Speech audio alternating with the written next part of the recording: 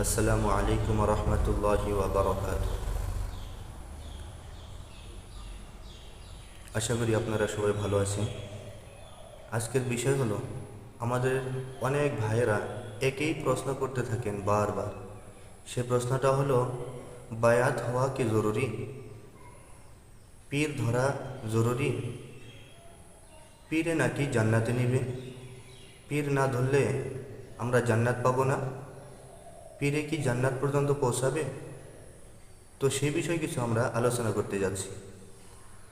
আমরা এই ভিডিওটি লাস্ট পর্যন্ত দেখব ইনশাআল্লাহ।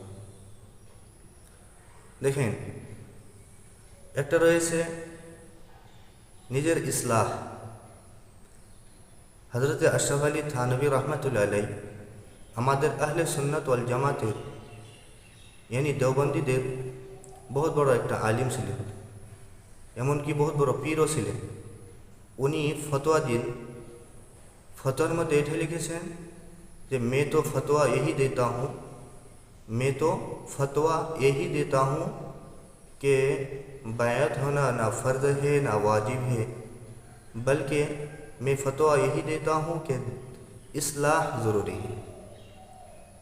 तो এর দ্বারা আমরা বুঝি যে বায়াত হওয়া কোনো জরুরি না, বায়াত হওয়া কোনো ফরজ না, বায়াত হওয়া কোনো সুন্নতে মুআক্কাদা না। কিন্তু দিলের যেটা নফসানি ইসলাহ, আমাদের নফসটা যে খারাপ থাকে, এই নফসটাকে সংশোধন করার জন্য একটা শিক্ষকের প্রয়োজন।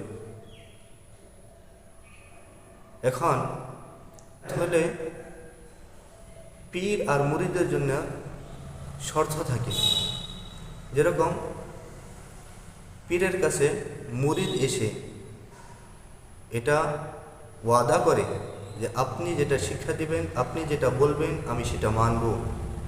আর পীরে এটা বলে যে আমি যেটা শিখাবো সেটা তোমাকে মানতে হবে, আর আমি যেটা শিখাবো আর এটা আমি দ্বীনের শরীয়ত মোতাবিক শিখাবো। তদ্রূপ যদি আমাদের মধ্যে থেকে কেউ এটা মনে করে যে পীরে জান্নাতে নিবে, বায়াত হলেই যথেষ্ট, তাহলে আমরা ভুল ধারণায় রয়েছি। বায়াত হওয়া জরুরি নয়, কিন্তু বায়াত হওয়া একটা ফজিলতের বিষয়। কারণ সাহাবায়ে কেরাম রাদিয়াল্লাহু তাআলা আনহুম আজমাইন হুজুর সাল্লাল্লাহু আলাইহি ওয়াসাল্লামের কাছে বায়াত হতেন বরকতান। বায়াত হওয়া এটা বরকতামূলক, এটা জরুরি নয়। এখন একটু এদিকে আসি যে হুজুর সাল্লাল্লাহু আলাইহি ওয়াসাল্লাম একটি হাদিসে বর্ণনা করেছেন, তলাবুল ইলমি ফরিদাতুন আলা কুল্লি মুসলিমিন ওয়া মুসলিমা। এই হাদিসের দ্বারা বোঝা যায় যে প্রত্যেকটা মুসলমান নরনারীকে আল্লাহর নবী সাল্লাল্লাহু আলাইহি ওয়াসাল্লাম আদেশ করেছেন যে এতটুকু ইলম হাসিল করো যতটুকু তোমাকে হালাল হারাম, জায়েজ না জায়েজ পার্থক্য করতে পারো। এতটুকু ইলম হাসিল করা প্রত্যেকটা মুসলিম নরনারীর উপরে ফরজ। কিন্তু বায়আত হওয়াকে ফরজ বলেননি। তো বায়আত হওয়া একটি ফজিলতের বিষয়। এখন আমাদের মধ্যে থেকে যদি কেউ বায়আত হতে চায়, তো আজকালে তো ভণ্ড বায়আত হওয়ার কোনো শেষ সীমা নেই, যে ভণ্ড পীর আর মুরিদরা বাসা করে নিয়েছে। তদ্রূপ পীর আর মুরিদের মধ্যে ইসলাহি নিয়ত থাকতে হবে। দ্বিতীয়ত কথা, আমরা যদি কেউ আমাদের মধ্যে থেকে বায়আত হতে চাই, কোনো পীর ধরতে চাই, তাহলে সর্বপ্রথম কথা তো এটা পীর ধরা কোনো জরুরি নয়, পীর ধরা কোনো ফরজ নয়। পীরে কোনোদিন জান্নাতে নিতে পারে না। পীর বাস বরকতের বিষয়। এখন কীরকম পীর ধরব, ভণ্ড পীর না কিভাবে, কোন পীর? তো পীরের জন্য কয়েকটি শর্ত রয়েছে। হযরত আশরাফ আলী থানভী রহমাতুল্লাহ আলাই আশরাফুস সাওয়ানিহ নামী কিতাবের মধ্যে 2 নম্বর খণ্ড 248 নম্বর পৃষ্ঠায় লিখেছেন যে কয়েকটি শর্ত আছে পীর ধরার জন্য। তদ্রূপ বেহেশতি জেওর নামী কিতাবের মধ্যেও 7 নম্বর খণ্ডয় 377, 378 নম্বর পৃষ্ঠায়ও এই কয়টা শর্ত লেখা আছে। হযরত আশরাফ আলী থানভী রহমাতুল্লাহ আলাই লিখেছেন। ওই রকম ইমদাদুল ফতোয়া নামী কিতাবে 246 ও 247 নম্বর পৃষ্ঠায়ও একই শর্ত লেখা আছে। আর শর্ত কয়টা কি? যে এরকম পীর ধরবো আমরা, যে পীর কি হয় শরীয়তের যেগুলো বিধান, শরীয়তের যেগুলো মাসলা মাসাইল, সে ব্যাপারে সে পীরে জানবে। কিন্তু বর্তমান জামানায় যেগুলো পীর দেখা যায়, শরীয়ত তো দূরের কথা, সে কোরআন শরীফই তিলাওয়াত করতে পারে না। শরীয়ত তো দূরের কথা, যেটা আল্লাহর হুকুম নামাজ 5 ওয়াক্ত সেটাই পড়তে পারে না। তো কিসের পীর, কিসের কি আমাদেরকে ইসলাহ করবে? তদ্রূপ প্রথম শর্ত হলো সে শরীয়তের মাসলা অনুযায়ী চলবে, মাসলা অনুযায়ী মুরিদকে শিক্ষা দিবে, এরকম পীর হওয়া চাই। দ্বিতীয় নম্বর শর্ত, ওনার মধ্যে শরীয়তের খিলাফ কোনো বস্তু জানি না থাকে। ওনার চলাফেরায়, ওনার আচার ব্যবহার, ওনার তরিকা কোনো দিক দিয়ে জানি শরীয়তের খিলাফ না পাওয়া যায়।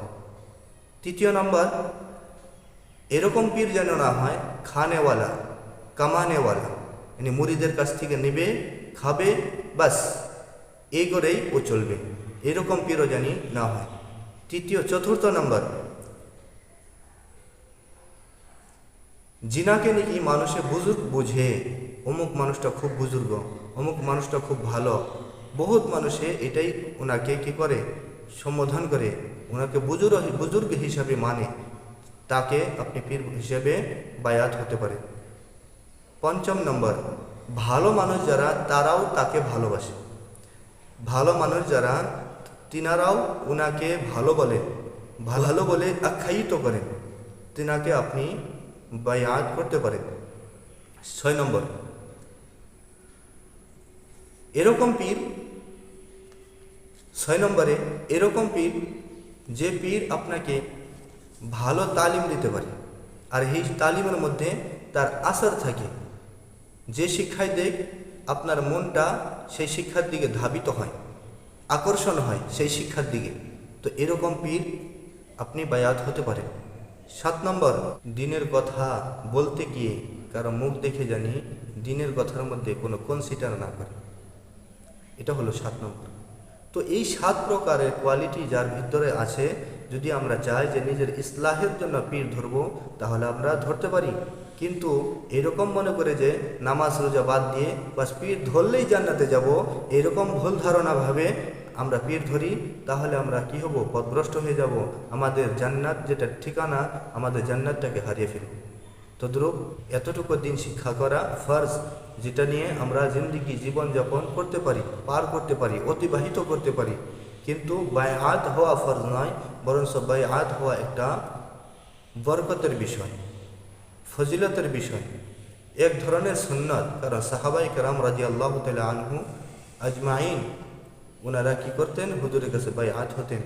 সেই হিসেবে যদি আমরা বায়আত হই, আর এরকম বায়আত যেগুলো আমি বর্ণনা করেছি, 7 কোয়ালিটি যার ভিতরে আছে, সেই 7 কোয়ালিটি দেখে আমরা তার উপরে বায়আত হব ইনশাআল্লাহ। এরকম কোনো ভণ্ডর হাতে বায়আত হব না, যারা নাকি কামানেওয়ালা, খানেওয়ালা,